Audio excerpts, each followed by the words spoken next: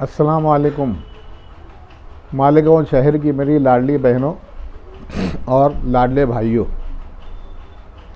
मैं हाजी आरिफ अंजुम आप लोग को इतला दे रहा हूँ कि कल का हबीब लॉन्स का जो दादा भुसे का इस्तकबालिया प्रोग्राम था वो कुछ वजूहात की बिना पर पोस्टपोन हो रहा है, यानी इसे मुलतवी किया जा रहा है क्योंकि दादा भुसे कल दिल्ली और बम्बई के उसमें बहुत ज़्यादा मसरूफ़ है। उनका थोड़ा सा पालक मंत्री का मामला चल रहा है, उसके लिए वो भाग दौड़ में लगे हुए हैं। हालांकि उन्होंने कहा कि मैं रात में आ जाऊंगा, मगर कोई भरोसा नहीं। मैंने कहा कि नहीं, प्रोग्राम को हम मुलतवी करते हैं, प्रोग्राम हम आगे करते हैं, आप हमारी आगे की डेट दीजिए और बराबर हमारे साथ हमारी लाडली बहनों के साथ शरीक रहिए। उन्होंने वादा किया कि मैं आपको मालेगांव आते ही आगे की डेट दूँगा।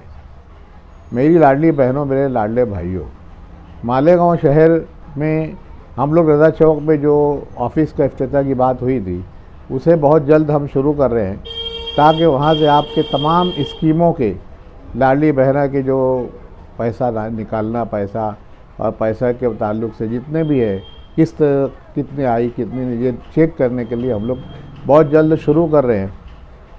जगह बहुत तंग है, बहुत छोटी है और वहाँ पर रोड का काम जारी है। सिर्फ आधी रोड का काम हुआ, आधी रोड का काम रह गया है। मेरी लाडली बहनों से गुजारिश है कि अगर किसी के पास कोई ऑफिस के लिए मेन रोड पर जगह है, कम से कम 10 बाय 20 की, वह उससे बड़ी भी, या मेन रोड से लग कर ऑफ द रोड जिसको बोलेंगे, छोटी मोटी गलियों में भी अगर जगह है तो हम उसे भाड़े से लेने के लिए तैयार है। जो भी भाड़ा होगा बैठ के तय कर लेंगे। इस ताल्लुक़ से आप लोग मुझे व्हाट्सएप के ज़रिए इत्तला करें ताकि हम लोग ऑफ़िस का जल्द अज जल्द इंतज़ाम कर लें। नहीं तो रज़ा चौक की ऑफ़िस से हम लोग काम शुरू कर देंगे, मगर आप लोग खुद जाके देखिए, वहाँ पर आप लोग वहाँ ऑफ़िस तक जा नहीं सकते हैं। रोड का काम इतना ज़बरदस्त से जारी है, पहली बात। दूसरी बात है, जितनी भी स्कीमें हैं गवर्नमेंट, अब मरकज़ी गवर्नमेंट की और महाराष्ट्र गवर्नमेंट की, तमाम स्कीमों का इंशाल्लाह हम आपको फ़ायदा दिलाने वाले हैं। हर स्कीम आपके घर तक आने वाली है, जिससे आपके फैमिली का, आपके ख़ानदान, अहले ख़ानदान का, आपके बाल बच्चों का, आपके बूढ़ों का, सबका फ़ायदा होने वाला है। हम आपके फ़ायदे की बात कर रहे हैं। हम जो सियासी पार्टी बनाने की बात कह रहे हैं तो उसमें हम यही बोल रहे हैं कि भाई जो भी काम है वो कॉरपोरेशन में जाकर अटक जाता है, तो फिर हमें कोई ना कोई कॉरपोरेटर को, कोई ना कोई मेयर को, कोई ना कोई कमिश्नर को जाके पकड़ना पड़ता है, भैया दादा करना पड़ता है।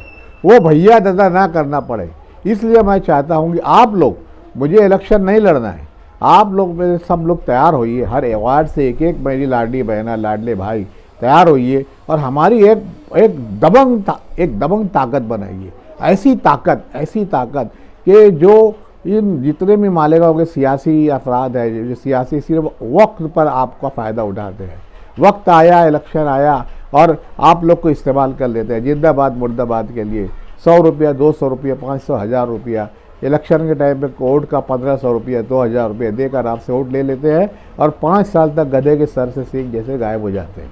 और सिर्फ आपका इस्तेसाल होता है आपकी वोटों का। फिर उसके बाद 5 साल बाद फिर कहते हैं, और सिर्फ ये एक दूसरे के खिलाफ भड़कावी भाषण करते हैं। उन्होंने वो रोड बनाया, इन्होंने ये रोड नहीं बनाया, उन्होंने ये यहाँ पर खड्डा करा, इन्होंने ये खड्डा बांट दिया। इस तरह की सब बातें मालेगांव शहर में हो रही हैं। तुम जो है लाडली बहनों किसकी है?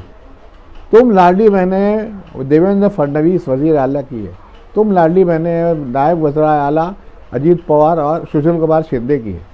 जहाँ जो भी ऑफिस में आपको जाना है, आप अपना काम लेके जाइए और वहाँ अगर वो ऑफिसर काम नहीं कर रहा है, डेस्क ऑफिसर आपको बोलता है, टालता है, आपसे पैसा मांगता है, तो उसको बोलना कि हम सीएम और डीसीएम लोग की लाडली बहना है। अगर थोड़ा सा भी कोई बात हुई तो हम लोग आपकी शिकायत फ़ौरन मोबाइल फ़ोन पर हम तुम्हारे तीनों लाडले भाइयों से कर देंगे।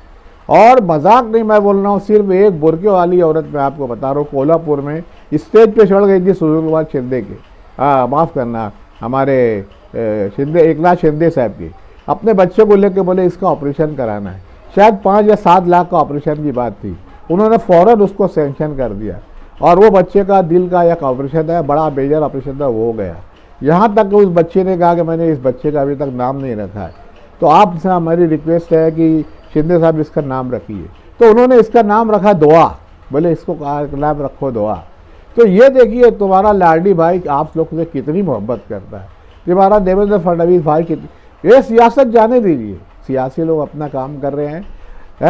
हमेशा ये लोग इनको गाली देते हैं, कम ज़्यादा बोलते हैं, इनकी पार्टी को कम ज़्यादा बोलते हैं, और जैसे ही इनका काम रहता है दिल्ली बम्बई जाते हैं और 5 करोड़ 10 करोड़ 20 करोड़ 25 करोड़ का देवेंद्र फडणवीस के पास, एक नाथ शिंदे साहब के पास और अजीत पवार साहब के पास जाके और वहाँ से फंड लेके आते हैं और रखते हैं। तो ये फंड तुम क्यों नहीं ला सकते हैं?